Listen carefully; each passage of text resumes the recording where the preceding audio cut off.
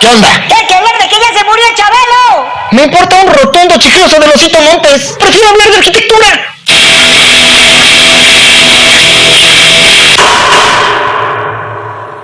¿Qué onda? ¿Cómo estás? Pues yo soy Ambrosio de Gordillo Urgiles Bocadillo. Pero mejor dime Hugo, pues porque así me llamo.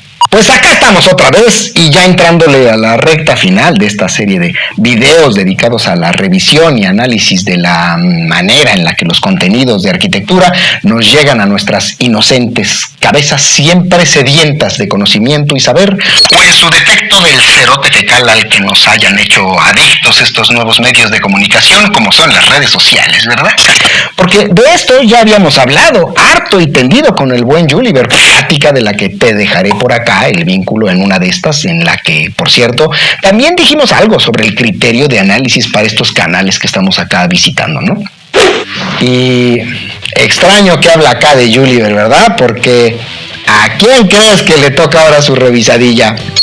Bueno, gente, ¿cómo han estado? Estamos otra vez en Contraarquitectura, tu canal sobre arquitectura y filosofía. Yep, exacto. Aunque ni le avisé, ¿eh? Ojalá y no se enoje conmigo, pero pues te decía, así es esto del análisis. Y nada, pues tampoco habrá que temerle mucho, ¿no? Estos ejercicios son más bien una suerte de pláticas, de conversaciones cafeteras. Y honestamente, siempre que salimos por ahí a expresar nuestra opinión, nos exponemos hacia la opinión del otro. ¿Qué de malo tiene eso, no? Nada más que, como luego a algunos no les gusta, se suelen disfrazar las opiniones de tal forma que cuando alguien tiene la pericia o suerte de encontrar los puntos flacos, nos ponemos como loquitos para tratar de defender eso en lo que no habíamos dedicado mucho tiempo en armar sólidamente, ¿no? Así es que cuando este trabajo sí se llevó a cabo, realmente es poco lo que se puede hacer para desestabilizar la opinión del otro, solidificada a través de la historia intelectual de aquel que la sustenta. Y mira que acá Don Jules tiene una opinión certera y hasta filosona, ¿eh? Sí, así sí que dan ganas de entrarle a estas cosas, caray. Aunque he de decirte que si antes estábamos por niveles bajones en la entrega de estos contenidos, acá ya llegamos al meritito inframundo, ¿eh? ¿Qué digo inframundo? A la pura y absoluta inexistencia. Si por YouTube fuera, a estos canales les pasaba una gomota por encima y los borraba de la faz de la tierra. Así es que ni hablar de compararlos con los otros creadores que hemos visto hasta el momento, porque ni una ínfima rayita aparecería. Y créeme, es muy lamentable porque el contenido de este canal va específicamente en la profundización de temáticas arquitectónicas, siempre enfocado desde una perspectiva filosófica.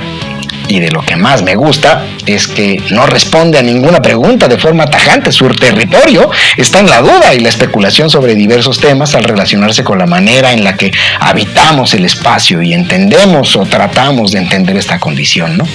Y el video que elegiremos acá es, pues, el más visto, por supuesto, que resulta ser el libro Pensar la arquitectura de Peter Zumthor.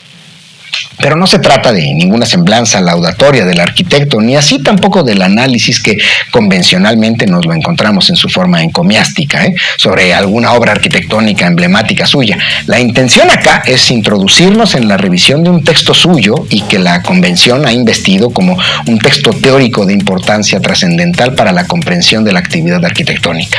Así pues, nos hallamos frente a un contenido dedicado a la teoría de la arquitectura. Así es que pues, a darle dimos dando. Vamos a hablar acerca de un texto de Peter Zumthor, Pensar la arquitectura. Me atrevería a decir que esconde una gran profundidad entre sus líneas. Ya. A ver, espérame tantito. O sea, sí. Y mira que está muy bien que no empecemos a hablar sobre Peter Zumthor, porque luego también caga un poquito que solo hable uno de las figuras y no de lo que consiguieron para poder ocupar semejante privilegio de ser siempre tan mencionados, ¿no? Porque no es como que hayan curado el cáncer ni conseguido la independencia económica de un país a través de la resistencia pacífica, ¿no? Así es que yo digo, sí, carajo que se lo ganen primero, pero, no por ponerlo en un pedestal, sino más bien para poder situar a este amigo en algún lugar y no partir de cero, porque también esto podría resultar ser conveniente si se quieren dejar pasar conceptos abstractos en el discurso y que no sepa uno bien en qué parte acomodarlos. Así es que habríamos de decir que Peter Zumthor es un arquitecto de origen suizo, ganador del premio Pritzker del año 2009 por diseños que se han vuelto ya icónicos, ¿no? Como son las termas de Val, que pues algo así entre unos baños públicos y un balneario, ¿no? El Museo de Arte de Bregenz en Austria, el Museo de Arte Sacro Columba en Colonia, Alemania, o la Capilla del Campo del hermano Klaus, ¿no? Y mira que sobre esta última obra, Gulliver pone unas imágenes muy emotivas al final de su video.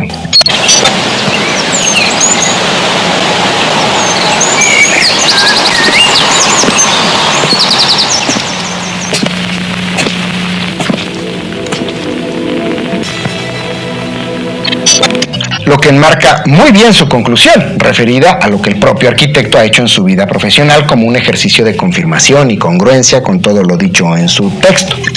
O bueno, algo así. Y te diré que también me hizo un poquito de falta alguna semblanza de lo que va el texto porque se trata de una serie de escritos realizados entre 1988 y 1998, en donde, como es costumbre en este tipo de textos, el arquitecto hace alguna reflexión de lo que para él significa el quehacer arquitectónico. Y aquí, un pequeño énfasis en lo que para él significa, y que con seguridad abordaremos al ratín, pero no hubiera estado mal haber ocupado con algo de estas referencias aquel 6.4 de los 20 minutos 26 segundos y que no obstante usa Gulliver en una muy pertinente y clara introducción que hace sobre el tema. Es un texto bastante accesible, en general es de lectura sencilla, sin embargo me atrevería a decir que esconde una gran profundidad entre sus líneas.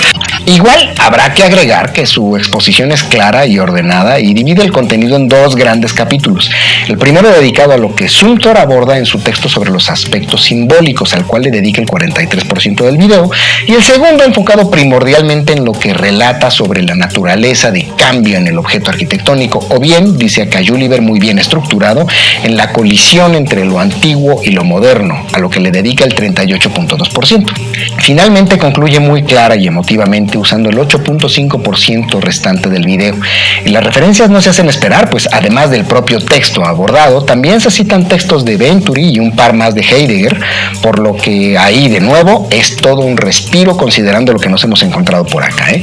Pero antes de ponernos con la controversia, si es que la hay, ¿verdad? Tampoco es que sea fuerzas. Déjate digo que el formato que elige Gulliver me parece muy interesante, ¿eh? Yo lo pondría completamente como un acierto, aunque igual, y esta es una apreciación muy personal. A ver, déjame explico. Sucede que, fuera de la división en los capítulos que habíamos platicado, en cada uno de ellos usa una parte menor del tiempo en realizar una lectura de algún párrafo escogido por él para ejemplificar de manera sintética la temática de la que se habla, a lo que dedica un poquito más del 5% del tiempo para cada uno. Después se dedica al análisis crítico de la temática referida, pero este análisis lo hace por lo menos dentro del primer capítulo y en la parte de las conclusiones a través del uso de dos recursos que me parecen sencillamente excelentes. El primero es el uso de alguna secuencia de imágenes y sonidos que tercian el esfuerzo teórico de comprensión, apelando a otro nivel sensoperceptivo. Esta experiencia en este espacio se compone de imágenes. Comienza a sentir de repente la profundidad del espacio, comienza a sentir los sonidos, los olores.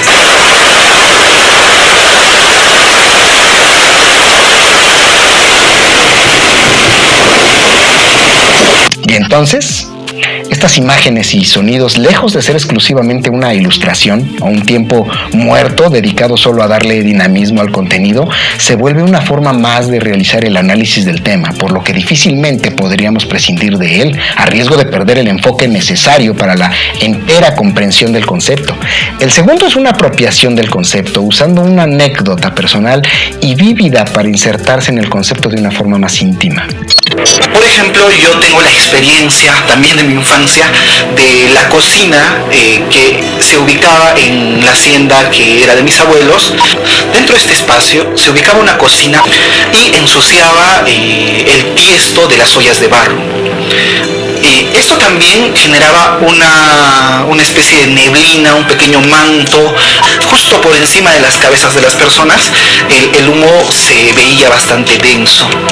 El ambiente tenía una atmósfera lúgubre, alumbrado por algunas velas. Por lo general solían haber ciertas lluvias o ventarrones potentes y escuchábamos a la par, al unísono, por ejemplo, el sonido de la bosta al quemarse, pequeñas explosiones de qué sé yo, de gases que están ubicados justo dentro de las bostas, pero también se escuchaba pues el viento, ¿no? Silbar o la lluvia, y esto nos servía de telón de fondo a las conversaciones. La mayoría de las conversaciones eran en el idioma quechua, que yo no entendía. Y de hecho, me parece que no he visto explicado mejor el concepto de lo que es un espacio habitable que en esta descripción.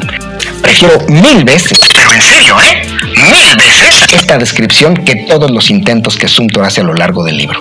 Y es que así, relatado como lo hace Gulliver, el espacio adquiere dimensión y posibilidad. Sumter comienza el texto hablándonos de una experiencia suya, de su infancia. Cuando me pongo a pensar en arquitectura, emergen en mí determinadas imágenes. Otras imágenes tienen que ver con mi infancia. Me viene a la memoria aquella época de mi vida en que vivía la arquitectura sin reflexionar sobre ella. Aún creo sentir en mi mano el picaporte, aquel trozo de metal con una forma parecida al dorso de una cuchara, que agarraba cuando entraba en el jardín de mi tía. Aquel picaporte se me sigue representando, todavía hoy, como un signo especial de la entrada a un mundo de sentimientos y aromas variados. Porque igual y puedo estarme dejando llevar por mis sesgos, ¿verdad? Pero aquella introducción en el libro de Sumter me resulta muy desafortunada, y tal vez desde ahí partan mis apreciaciones sobre él, pues haciendo una referencia proustiana de su En busca del tiempo perdido, intenta construir una suerte de escena bucólica y costumbrista sobre su concepción del espacio habitable antes de contar con una conciencia plena sobre la arquitectura. Sin embargo, si hubiera entendido realmente aquella obra, para lo que tal vez hubiera ayudado un poco a acabarla de leer, ¿no? Digo, no sé. Sabría que la descripción a la que alude tiene un sabor doloroso, sombrío, melancólico. Es de hecho un reclamo. Casi, y encontrándole acá un paralelismo que igual ni al caso, ¿no? Pero me lo voy a permitir. Es una carta al padre donde denuncia: esto es lo que has hecho de mí. Así es como aprendí a amar. Ahora debo encontrar nuevos caminos a través de la supervivencia. Y el espacio habitable no tiene esta condición, o no debería, pues. Tiene más bien la posibilidad de abrazar todo aquello que llegue a él. Si llevas contigo apertura, inclusión, limpieza, pues eso. Pero si traes mugre, pues mugre. Pero no es culpa del espacio. Así estabas tú cuando llegaste, ¿eh? Y te voy a ser honesto, siempre cuando me acerco a alguno de estos textos de arquitectos sobre arquitectura, especialmente los considerados icónicos, ¿no? Siento una particular tirria. Y ya algo hablé del punto en algún articulillo que escribí por ahí y del que te dejaré con toda seguridad el vínculo en la descripción para que te des una vueltecilla al rato. Pero es que me parece, por lo menos en esta categoría de escritos, que aportan muy poco. Y a veces ni siquiera eso. Si a lo que se aspira es a un sistema de conocimientos sólido, pues la verdad se articulan más a partir de puntos de vista muy particulares y que normalmente apuntan hacia la permanencia de aquello que les ha permitido el privilegio de ser escuchados. Y además, luego resulta que ni siquiera cumplen con las prácticas de la buena escritura o el rigor investigativo. Resultan ser reiterativos, a veces incongruentes e inconexos en sus postulados. No digo que sea el caso con este texto, ni que siempre sea así. Pues hasta el momento. Bueno, pues ya ni pa' qué le doy más largas. La verdad es que este libro se me antoja reviste todas las características de un diario personal. O más bien, un anuncio reiterativo de lo súper intuito y maravilloso que es él y su forma de hacer y ver arquitectura, ¿no? Cuando me pongo a pensar en arquitectura, emergen en mí determinadas imágenes. Cuando me pongo a proyectar, me encuentro siempre, una y otra vez, sumido en viejos y casi olvidados recuerdos e intento preguntarme. Para mí, el núcleo propio de toda tarea arquitectónica reside en él. En mi trabajo, intento utilizar los materiales de un modo similar. En mi juventud, me imaginaba que la poesía era una especie de nube. Para mí, es importante reflexionar sobre la arquitectura, tomar distancia del trabajo cotidiano, dar un paso atrás y contemplar qué estoy haciendo y por qué lo hago. El conservador del museo me hace una entrevista. El hotel en donde me alojo es obra de una estrella del diseño francés. Igual, pues muy su pedo, ¿no? Allá él. Pero la cosa es, ¿por qué nos lo hemos de recetar nosotros? Como si se tratara de las sagradas escrituras. Ese sería, creo, hasta acá el mensaje más profundo del texto. El hecho de hacer conjugar, hacer entrar en una colisión aquello nuevo, ambiguo, etéreo, que permite la transformación del sujeto, hacer conjugar esto con lo simbólico, la memoria, la nostalgia. En la colisión de estas dos imágenes o representaciones estaría el hecho arquitectónico. Creo que tanto en esta conclusión como en los dos fragmentos que escoge Gulliver para desarrollar el concepto, hace gala él de una muy certera noción tanto analítica como sintética. Me parece que justo este tema de lo simbólico y aquel de la temporalidad o bien del encuentro entre una tradición estilística y alguna contemporaneidad a futuro es uno de los temas que en la escritura de Zumthor, que da constantes nociones de no ser precisamente muy versado en esta materia, quedan inconexos, no obstante lo reiterativo que resulta la mención de las temáticas. Así pues, acá Gulliver le vuelve a hacer un gran favor al texto. Lo que Zumthor acaba de relatarnos es una experiencia de su infancia, una experiencia espacial. Esta experiencia en este espacio se compone de imágenes simbólicas. Estas experiencias no son simplemente de orden individual. Estas experiencias afectan a un colectivo, pues el colectivo tiene, por lo general, las mismas experiencias en sus respectivos espacios. La arquitectura no solamente es tradición, no solamente es historia, no solamente es símbolo, sino que también es cambio, aceleración, dinamismo. Ese sería el motor que permite que la arquitectura vaya cambiando. Es necesario la colisión entre lo actual, lo contemporáneo, lo dinámico, el cambio, y la tradición, la historia, el símbolo, la memoria. Yo, desde mi muy particular punto de vista, encontré desde el principio del libro una asimilación muy clara, tanto en forma como en concepto, con aquel famoso, demasiado para mi gusto, articulillo de Heidegger: construir, habitar, pensar. Pero más allá de lo que había yo dicho al respecto de este texto en el articulín que escribí y del que te conté hace rato, es importante acá, si nuestra intención es desarrollar el pensamiento crítico y no dejarnos llevar por una ola de convenciones, dejar este pensamiento heideggeriano lo mejor establecido posible, ¿no? Heidegger nos habla del habitar como el núcleo de la arquitectura. Nos habla de el mundo. ¿Qué sería un mundo?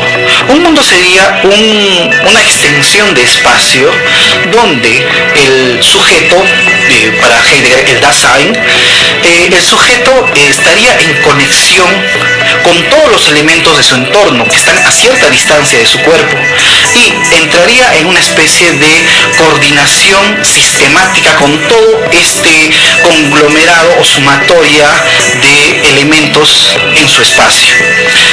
Pero la relación que el sujeto tiene con estos elementos no es una relación matemática o algebraica, es más bien una relación afectiva. El sujeto, el Dasein, se siente, digamos que se siente conectado cósmicamente con cada uno de los elementos, con cada una de las superficies de los espacios que lo rodean. Pero el tema con este Dasein, y de nuevo, cuidado con dejar así las cosas sin explicarlas, siempre hay algo que esconde esta intención, es que en él el sujeto humano deja de ser un sujeto como cualquier otro, como podría serlo una vaca o una amiba. Es un sujeto que no solo está en contacto con los objetos que le rodean, sino que es definido por estos objetos. Es decir, ya la humanidad en épocas modernas, post-revolución industrial, ha dejado de ser de manera ontológica quien dota de sentido a los objetos, a las herramientas, a las máquinas, para ser ahora ella quien es definida por estos. Y más allá de que esto sea verdad, o bien que nos deje en un estado de incertidumbre, expectación y perplejidad, no es conveniente olvidar que ya sistemas filosóficos anteriores habían dotado de sentido a la existencia de la humanidad a partir del pensamiento, consiguiendo con esto colocarla en los términos de la verosimilitud en su posibilidad de avance, tanto individual como colectivamente. Y esta noción del sistema heideggeriano, en los términos que han alcanzado a la definición arquitectónica, se complementa con la manera en la cual sus postulados se revisten de la ambigüedad necesaria para que aquellos espacios ideológicos de interpretación amplia y abierta vengan a ser ocupados por las fuerzas del privilegio a las cuales les resulte conveniente la exégesis postulada a su beneficio. Entonces, para Heidegger, nuestros espacios son definidos, sí, por el habitar, pero este habitar obedece a una, le dice él, cuaternidad de condiciones entre las cuales se encuentra aquel elemento divino, ¿no? Difícil de ceñir a alguna entidad específica y que Zumthor, por cierto, echa tanto en falta, Pero, ¿cómo es posible lograr esa totalidad en la arquitectura en una época en la que falta lo divino como dador de sentido y la realidad amenaza con autodisolverse en la corriente de imágenes y signos pasajeros? Y bueno, no es casual encontrarse más tarde a Martincito defendiendo al partido aquel que tú y yo sabemos, ¿verdad? O mandándoles cartas a Sartre para desligarse por completo de todos los desarrollos futuros que tomó el existencialismo cuando fue retomado por las ideas de izquierda, ¿eh? Pero no es solo el sistema heideggeriano aquel que nutre los postulados, un tanto vacilantes diría yo, de Zumthor. Mucho de la tradición idealista, que encuentra conexiones incluso desde Platón, por cierto, se deja ver en algunos de ellos. Todo, estoy convencido de que siguen existiendo cosas verdaderas, aunque estén amenazadas. Nuestra percepción deviene tranquila, sin prejuicios, sin afán de posesión, trasciende los signos y los símbolos. Está abierta y vacía, como si viéramos algo que no deja que se le ubique en el centro de la conciencia. Ahora, en ese vacío de la percepción, puede emerger en el espectador un recuerdo que parece proceder de lo hondo del tiempo. Y con esto defiende prácticamente a todo lo largo de su texto la conclusión de que existe una forma casi única y correcta de expresar lo que aquel objeto arquitectónico elegido expresa, y que esa expresión final y definitiva era justo lo que aquel lugar, aquel enclave elegido requería para cobrar significación concreta. La verdad es otra, y se nos presenta todo el tiempo en la experiencia corriente y sensible, dejando de lado toda la discusión que el uso de estos términos significaría. Cualquiera que haya sido la elección sobre las soluciones arquitectónicas planteadas en cualquiera de los formatos en los que se le encuentre, cualquiera, se trata de un error. Pero aquel error es uno dentro de todos los errores posibles que significaba la solución de un problema a todas luces humano y artificial, y por tanto sustituto de las condiciones originales y, digamos, endémicas del sitio intervenido, y como tal será, ya sea trascendido con el tiempo y sometido a lo que nuevos criterios consideren anacrónico, o bien con aquello que determinen los movimientos económicos y coyunturales a través de estas prácticas. Como siempre, depende de los movimientos hegemónicos la permanencia de un objeto de esta naturaleza como enclave monumental e histórico, o bien su condena al olvido al presenciar su ulterior demolición. Porque, sí, las construcciones se demuelen y no vuelven a crecer bajo el abandono de la vigilancia humana, como sí sucede con aquellas condiciones endémicas originales que entraron en conflicto con el objeto arquitectónico impuesto. Y es labor de la arquitectura elegir qué clase de error erigir, en base a las necesidades que se estimen preponderantes e impostergables, hasta que estos criterios cambien, ¿no? Pero estas situaciones les son poco favorables a aquellos que se han visto beneficiados por la hegemonía en turno. Para estos conviene hablar de un estilo verdadero, de una arquitectura perenne con el origen casi incuestionable. Todas aquellas desviaciones son las equivocaciones a erradicar. Una vez más, la escenificación de paredes torcidas, de planos oblicuos, superficies unidas entre sí de una forma suelta y lúdica, de postes y cables que cuelgan, apoyan. Su gesticulación se apropia del espacio, quiere impresionar y ser mirada. Me queda poco espacio para mí. En una sociedad que celebra lo inesencial, la arquitectura puede, desde su ámbito, oponer resistencia, oponerse al desgaste de formas y significados y hablar su propio lenguaje. Me muestran las fotos de un edificio con una forma compleja. Me producen la impresión de algo raramente sobrecargado y atormentado. Más tarde me dicen el nombre del arquitecto autor del edificio y me sobrecojo. No seré yo quien esté equivocado. No habré juzgado precipitadamente de pura ignorancia. El arquitecto ostenta un nombre de resonancia internacional. Porque en todo el texto existen grandes faltantes, como es la noción de todos los aspectos involucrados en una solución, la realización de un proyecto a través de la obediencia a los requerimientos y pujanzas colectivas sobre las características espaciales requeridas sobre las actividades y flujos que se suceden, no desde una perspectiva aportada por el turista al percibir elementos espaciales en apariencia inertes, sino con aquellas dinámicas que suceden justo en las partes que no se ven, con los sirvientes que entran y desaparecen de pronto, con aquellos alumnos que llenan las las aulas, pero que estas son apreciadas en el momento en el que no están, con los bañantes que se resbalan al entrar en las diferentes piscinas, con la gente que se muere de frío, la gente que se queda sin poder entrar, los tropezones y conflictos que existen entre ellos y que incluso suceden muy a pesar de lo que el diseñador determinó originalmente en su elucubración formal. Porque esta clase de soberbia es ya tradicional en nuestra forma convencional, occidentalizada e imperialista de concebir al espacio.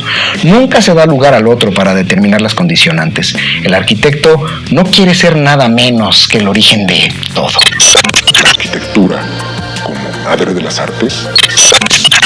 No, por supuesto que no. La arquitectura emana del origen de todo el pensamiento humano, la filosofía, y deriva en última instancia de disciplinas diversas entre las que se encuentran, por supuesto, elementos científico-técnicos como socio-ideológicos, porque la humanidad no es definida a partir de las máquinas que encubren en última instancia aquel que se beneficia de su usufructo y enajenación de los elementos que la nutren, sino a partir de lo que la configura una vez se encuentra abandonado de estas condiciones y debe siempre hacer uso del pensamiento para resistir desde su nivel individual, pero capaz de relacionarse en colectivo con otras individualidades igualmente conscientes de esta condición para concretar exitosamente esa resistencia.